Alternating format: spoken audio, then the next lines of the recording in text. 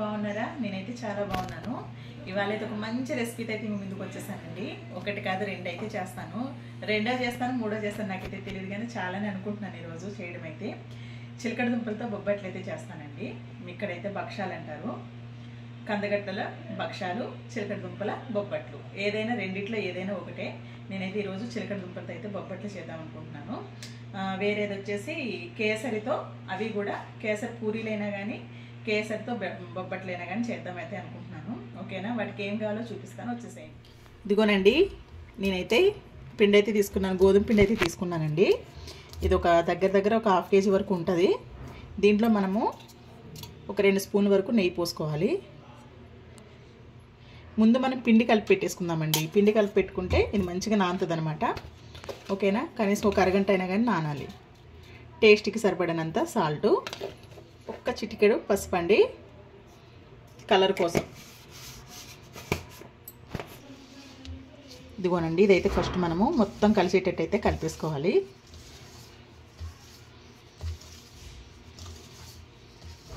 ఇప్పుడు మనము కొంచెం నీళ్ళు పోసుకొని చపాతీ ముద్దలాగైతే కలుపుకోవాలండి.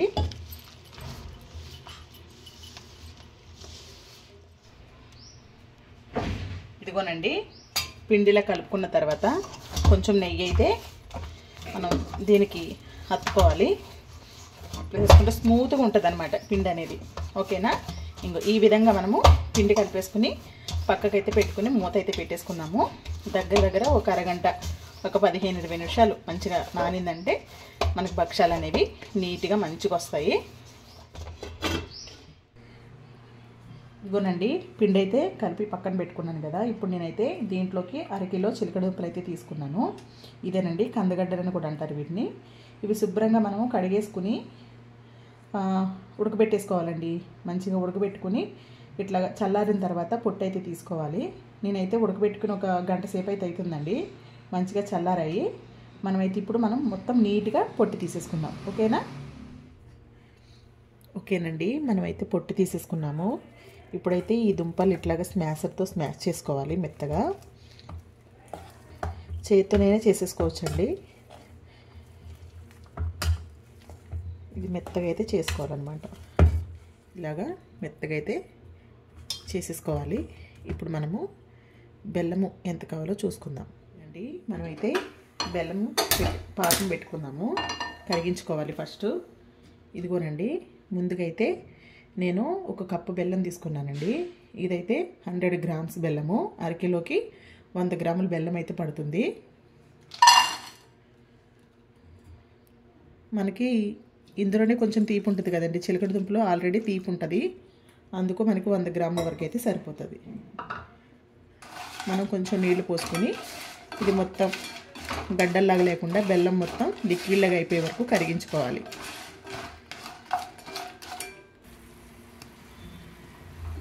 ఓకే, చూడండి, మనకైతే బెల్లము మొత్తం కరిగిపోయింది. మనం ఈ స్టేజ్లో ఉండగానే మనమైతే చిలకడ దుంప పేస్ట్ అయితే వేసేసుకోవాలండి. దీని బదులు చక్కెర కూడా వేసుకోవచ్చండి, ఇష్టాన్ని బట్టి. ఏది వేసుకున్నా కూడా బాగానే ఉంటుంది. కొలత అయితే సేము.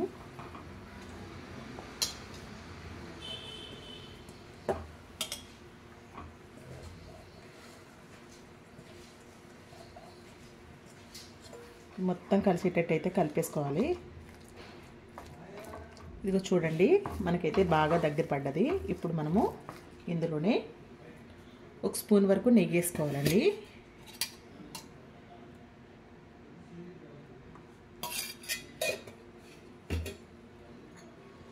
టేస్ట్కి తగ్గట్టు మనము ఇలాచీ పొడి వేసుకోవాలి. మంచి ఫ్లేవర్ బాగుంటుంది.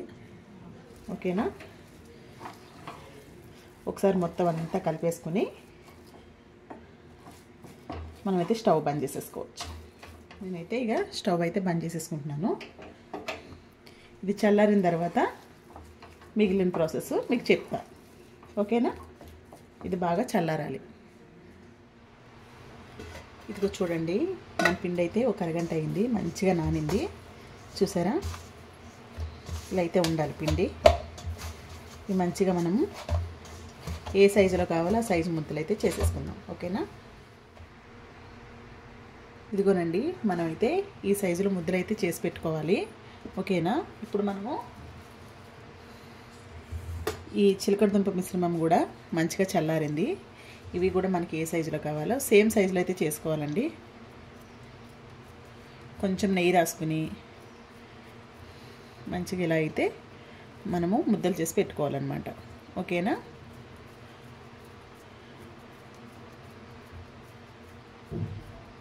చూసారా ఎంత మంచిగా వచ్చేసినాయో. ఇగో చూడండి, నేనైతే ఇలాగా ముద్దలు చేసి పెట్టుకున్నాను. ఇప్పుడు మనము ఒక కవర్ కానీ, నేనైతే ఆయిల్ ప్యాకెట్ కట్ చేసుకున్నానండి ఇట్లాగా రౌండ్గా. మనమైతే ఇలా వేసుకోవాలి. మంచిగా వేసుకొని దీనికి మొత్తం నెయ్యి రాసుకోవాలి. నెయ్యి రాసుకొని మనం ఈ ముద్ద తీసుకున్నాం కదా, ఈ ముద్ద అయితే చేతితో ఇట్లా అత్తుకోవాలి.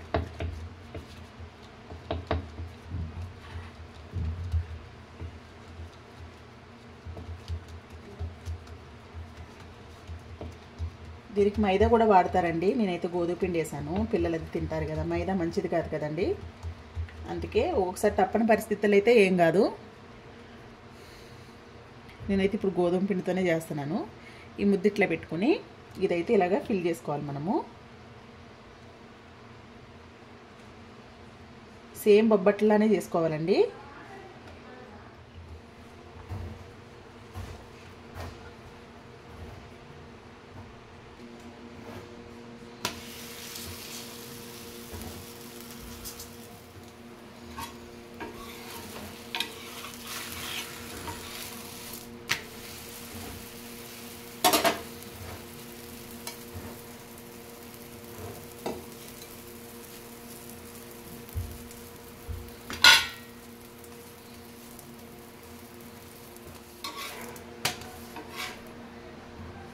మనకైతే ఇది కాలుతుందండి. మనం ఈలోగా ఇంకోటి చేసేసుకుందాము.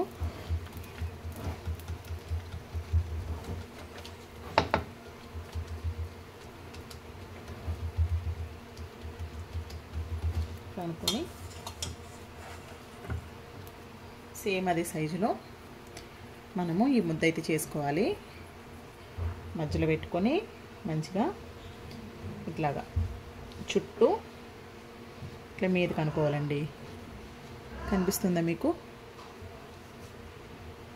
ఇట్లయితే మీద కనుక్కోవాలి. అనుకుని మనం నెయ్యి తడి చేసుకొని మంచిగా ఇట్లా ఒత్తేసుకోవడమే. ఓకేనా? దీనికైతే ఇద్దరు అవసరం ఏం లేదండి, ఒక్కరమే చేసేసుకోవచ్చు చాలా ఈజీగా.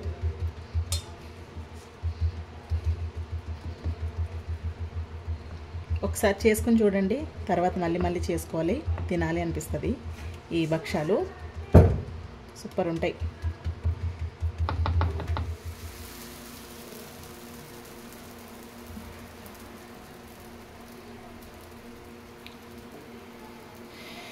ఇంతేనండి. ఇదే విధంగా మొత్తం అన్నీ మనం కాల్చేసుకోవాలి. మొత్తం కాల్చుకున్న తర్వాత అయితే చూపిస్తాను మీకు. ఓకేనా?